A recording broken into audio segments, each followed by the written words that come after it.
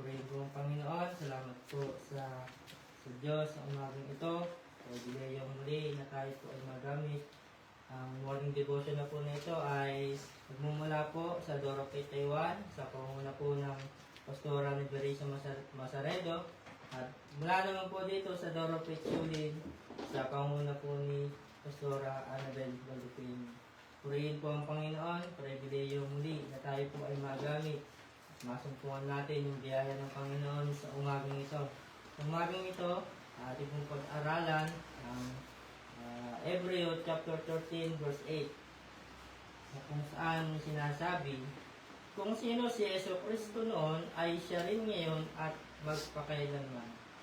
Inuulit ko po sa Hebreo chapter 13 verse 8, kung sino si Yesu Cristo noon ay siya rin ngayon at magpakailanman. Bago po tayo tuluyang magpatuloy, tayo po muna sa mandaling manalangin. Panginoon, salamat po sa inyo sa umagang ito. Dalangin po namin ang pagsama, pagkilos, paggabay sa aming pag-aaral. Lord, kami po ay napapakumbaba, humingi po na tawad sa inyo maamin na kami po nagkasala. Patawarin niyo po kami. Lord, sa umagang ito, linisin niyo po kami upang malayang maranasan po namin ang iyong salita, makasumpong ng kalakasang espiritual ang bawat isa sa amin. Salamat sa inyo, Panginoon. Dalangin namin yung bawat tibla ng inyong salita ay magkaroon ng bisa, kapangyarihan, upang maranasan, maging sa tagapakinig ng morning devotion na ito, O Lord, maging sa anumang araw na nilang mapakinggan, ang iyong salita ay sariwa palagi. Kaya salamat sa inyo, Panginoon. Pinagkakatiwala po namin sa inyo ng oras na ito at oban niyo po siyang mangyari. Higit sa lahat, kayo po ang mangusap sa amin. Itago niyo po ako sa inyong likuran. Kayo po ang siyang mangusap, kayo po ang siyang manguna upang ang morning devotion na ito ay magkaroon ng kaguluhan. At maging ang inyong salita, Panginoon, ay magkaroon ng bisip kapangyarihan. Purihin po kayo, Panginoon, nakilain po kayo sa pangalan ni Jesus. Amen. Salamat po sa Panginoon. Ang pag-aralan po natin ito ay pinamagatan ko po, ang Panginoon ay di nagbabago. Tayo ay naniniwala na ang Diyos kailanman ay hindi nagbago. Ang tao ay nagbabago. Kahit ano tigil natin sa ating sarili. Mula nung tayo ay bata hanggang sa mga oras na ito, ay may pinagbago sa atin. Na kahit yung birthday natin, pag minsan tinatago natin na ganitong edad pa lang ako.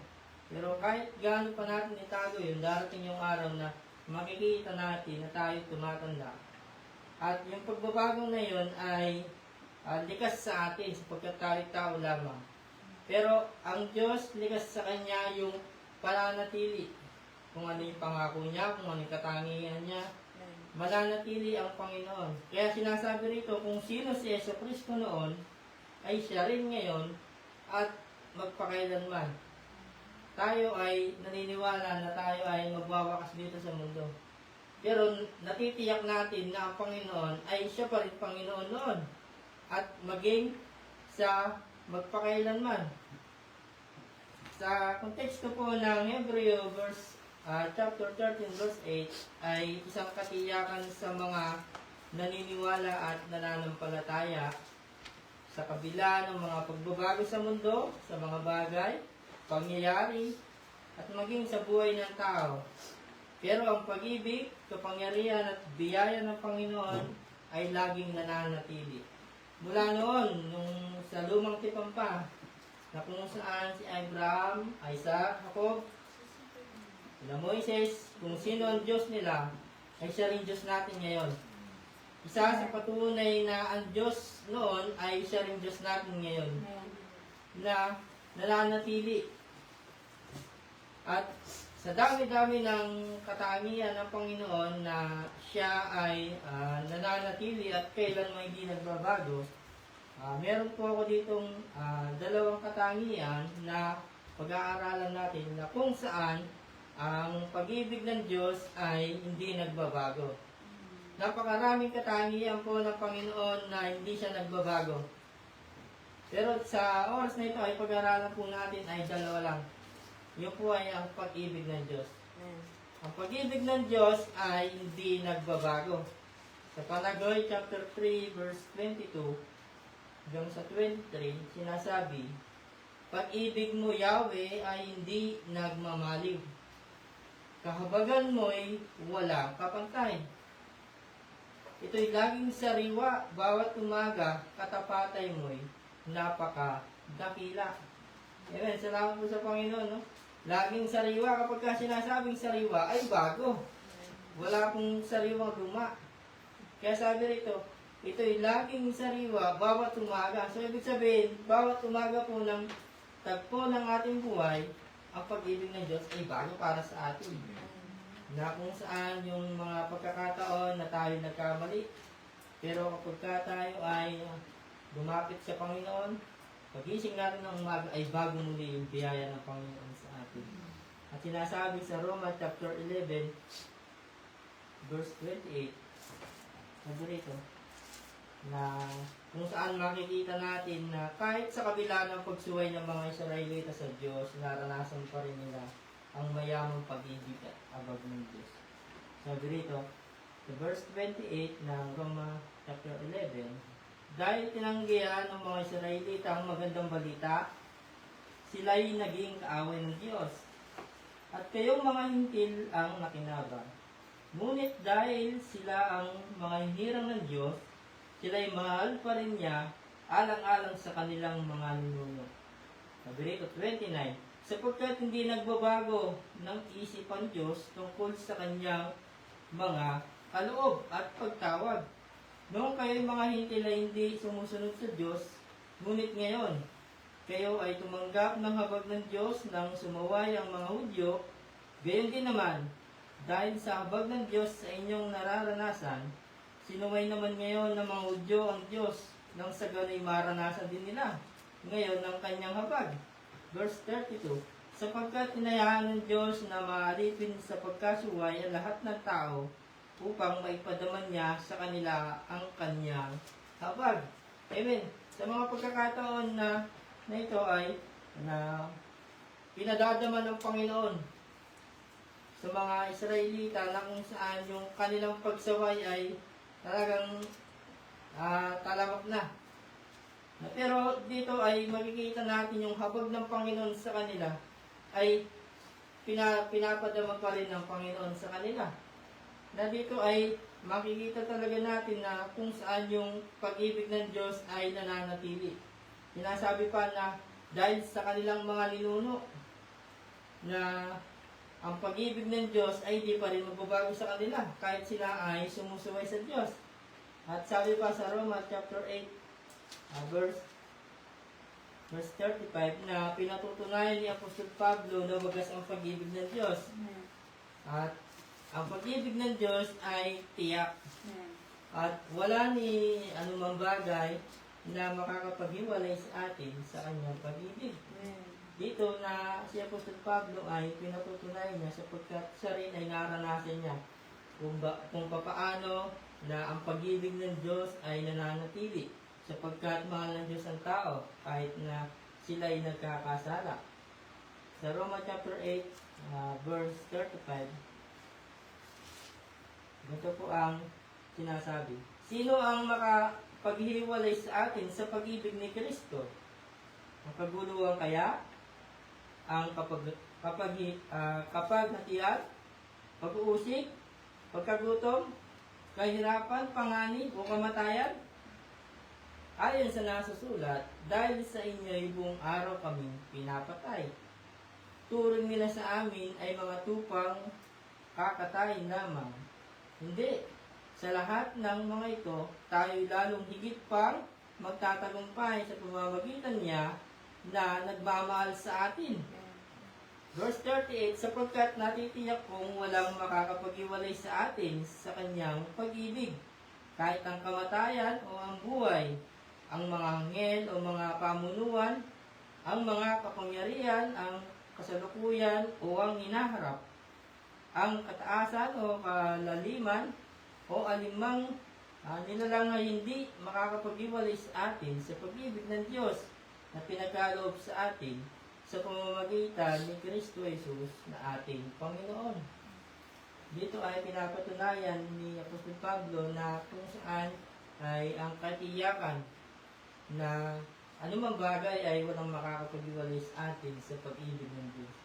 Sapagkat ang pag-ibig ng Diyos mula noon hanggang ngayon ay nararanasan natin, hindi yun nagbabago.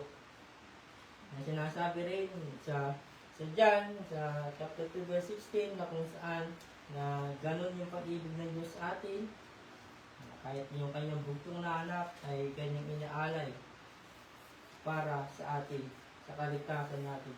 Sapagkat alam ng Diyos na tayo ay di maliligtas kahit anong gawin natin. Liban kung sumampalataya tayo sa Panginoon, ay hindi tayo makakasumpong ng kaligtasan na nanggagaling sa Kanya. Ganong katindi yung pag-ibig ng Panginoon sa atin. Amen. Na nag-aalay siya mismo ng kanyang sariling anak upang maranasan natin yung pag-ibig ng Diyos sa atin. Hindi lang yun, yung eternal life na sinasabi na sa pamamagitan ni Kristo Jesus na kanyang bugtong na anak, na tayo sasampalataya sa Kanya, mararanasan natin. Hindi lang basta pag-ibig, kundi yung kaligtasan at eternal life na sinasabi sa atin ng Panginoon. Salamat sa Panginoon, yung po yung pag-ibig ng Diyos sa atin, unang punto. Dito po tayo sa pangalawa, ang pangako ng Diyos. Ang pangako ng Diyos ay hindi nagbabago. Na kung saan ay nangako siya sa lumang tipan hanggang sa mga pangako niya sa bagong tipan ay ganoon din naman na nakakatiyak tayo ay nananatili pa rin. Sa Hebrew chapter 6 verse 16 hanggang sa 19 sinasabi na hindi nagbabago at hindi nagsisinungaling ang Diyos tungkol sa dalawang bagay. Yung bagay na po na iyon ay ang kanyang pangako at sumpa. Meron pangako ang Panginoon sa atin at meron din namang sumpa sa mga taong sumusunod sa Kanya at hindi sumusunod sa Kanyang utos. Sinasabi rito sa verse 16 ng Hebrew chapter 6, nanunumpa ang tao sa pangalan ng isang nakakahigit sa kanila at sa pamamagitan ng panunumpa ay pinagtitibay ang usapan.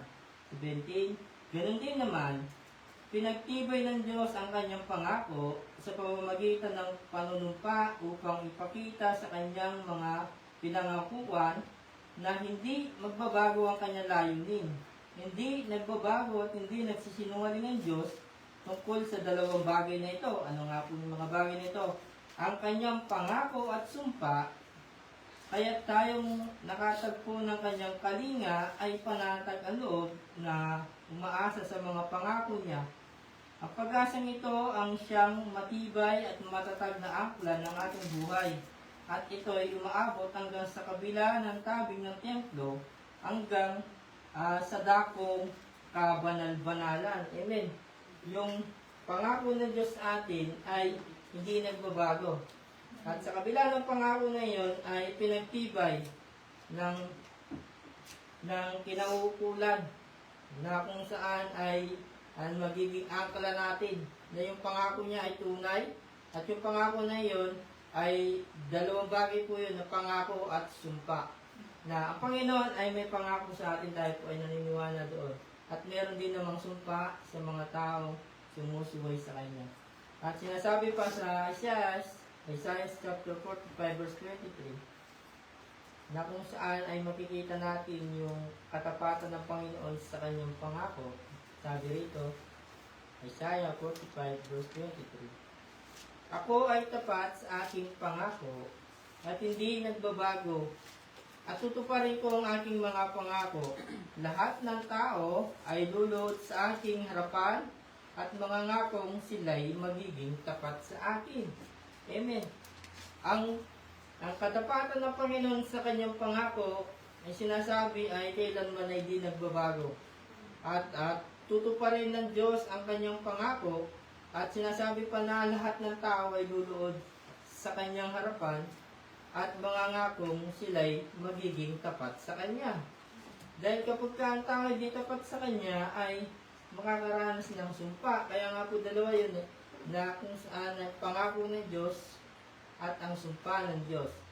Na kung saan yung mga sumusuway ay hindi makakaranas ng biyaya niya.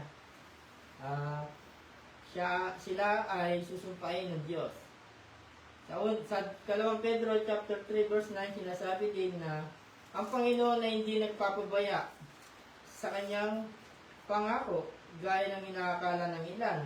Sa halip, nagbibigay siya ng pagkakataon sa lahat, sapagkat hindi niya nais na walang mapahamak, kundi ang lahat ay makapagsisi at tumalikod sa kasalanan. Ang Panginoon talaga ay na kahit na ang tao sumusuway, ay gumagawa pa rin ng paraan upang makapanumbalik Na kung saan sa Ezekiel nga sinasabi na nalulungkot ang Panginoon. Dahil sa atin, nalulungkot ang Panginoon sa pagkakasala natin. Nalulungkot ang Diyos na kapag ka ang masama ay namamatay. Pero natutuwa ang Diyos na kapag ka ang makasalanan ay magsisi at makapanumbalik sa Diyos. Nasabi po sa Ezekiel yun, Ezekiel 18:20 hanggang sa 23. Na kung saan ang Diyos ay yung biyaya tabag sa atin ng Diyos ay hindi nawawala. Na kahit na tayo ay yung pagsuway natin ay kahit di na natin mapigilan kasi ligas po sa atin yung bilang tao na tayo makasalanan. Pero ang Diyos, ang Panginoon ay gumagawa pa rin ng paraan na upang tayo ay makapanumbalik sa Kanya. Sa Salmo chapter 105 verse 7 hanggang sa 8 na sinasabi na siya ang Panginoon na ating Diyos, siya ang mahatol sa buong mundo. Hindi siya makakalimot sa kanyang pangako kailanman ang kanyang pangako para sa maraming salilahid. Ibig sabihin na yung pangako ng Diyos noon pa man na Abraham, Isaac, Jacob, yung pangako niya na kapag kasunod kayo sa akin, mararanasan niyo po yung biyaya ng Panginoon na nanggagaling sa Kanya. At siya rin ang hatol sa atin. Sinasabi na ang Panginoon na siyang ating Diyos, mahatol sa buong mundo. Kahit na tayo ay sumasampalataya sa Panginoon, ay hindi tayo exempted sa paghatol sa Kanya sa ating mga kasalanan.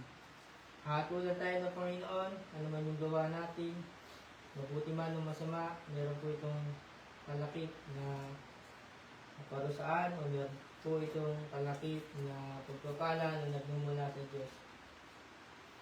Salamat sa Panginoon, yung binasa natin, basahin po natin muli sa Hebrew 13 verse 8 na kung saan ang Panginoon ay hindi nagbabago. Kung sino si Jesucristo noon ay siya rin ngayon at magpakailanman. Ang Panginoon ay hindi nagbabago. Napakaraming katangian ng Panginoon na kailanman hindi natin mapapatunayan na siya ay nagbago sa atin. Pero kaya ng Panginoon na patunayan na yung pangako na yun ay hindi nagbabago. Ang Panginoon ay hindi nagbabago, pero ang Panginoon ay nakakapagpabago ng buhay ng tao. Kaya dito ay napakaraming pangako ng Diyos sa atin. Mula sa lumang tipan hanggang sa bagong tipan, ang mga pangakong ito ay hindi natin mabilang. At yung mga pangako na iyon ay sumasakalaw po sa pagpapala, proteksyon at kaligtasan na nagbibigay katiyakan na matutupad ang kanyang mga salita. Ang mga pangako din ito ay nagbibigay lakas at pag-asa sa mga mananampalataya sa panahon ng krisis at pagsubok.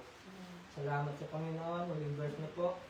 Nasabi na sa mga panahon ngayon ay kung saan talamak ang kasamaan, kahit na sa gobyerno ay nakikita natin yung kasamaan na sinasabi nga sa kanyang salita na ang masama ay nagpapakasama pa at ito ay lantad na sa atin ngayon sa mga panahon na ito. Pero tinuturo sa atin ng Panginoon sa aklat ng Santiago chapter 1 verse